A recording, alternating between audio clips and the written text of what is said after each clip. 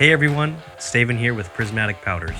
Today we're going to talk about the importance of getting a good ground. We'll also talk about some of the adverse results and reactions of having a bad ground, and some best practices to make sure you stay grounded properly. Don't forget, before we get started, to like and subscribe, and we'll get right into it.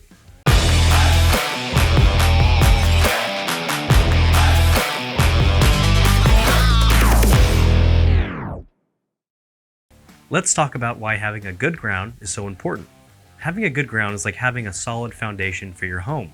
If you neglect that foundation, or don't have one, it's only a matter of time before you're going to face the net result of that neglect. For powder coating, a bad ground is going to create problems for your finished work. So how do you create a good ground?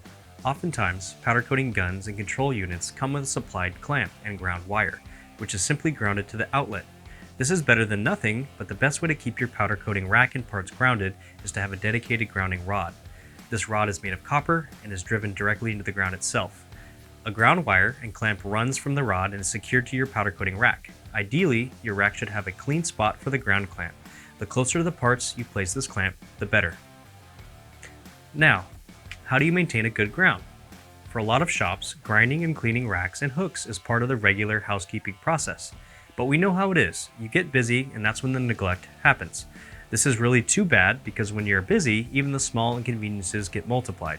If you don't clean racks, hooks, and ground clamps regularly, powder will build up on these areas and act as an insulation, which is giving your ground a slow death. Luckily, the remedy is simple: clean. When you don't have a good ground, the charged particles are not attracted or pulled to your parts with as much magnetism, and you'll struggle to get powder to lay into those tight spaces, and you start to get creative with fighting it. Some common ways of fighting this are hot flocking or to turn up your KVs, but these are not the best practices because they have potential risks. We're not saying you can't do it, we just want to remind you of the risks. For example, hot flocking can result in spraying too heavy, which can create a lack of uniform tones in certain colors because it's difficult to evaluate how much powder is actually being applied. Cranking up your KVs can result in back ionization, which creates starbursts. No, not these. These!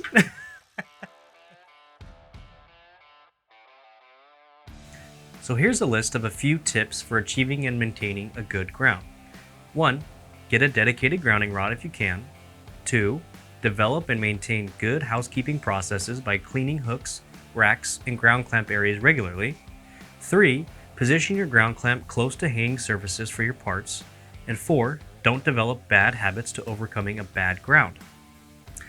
So that's all for today. I hope you found this helpful. Please feel free to leave comments or questions below, and we'll see you next time.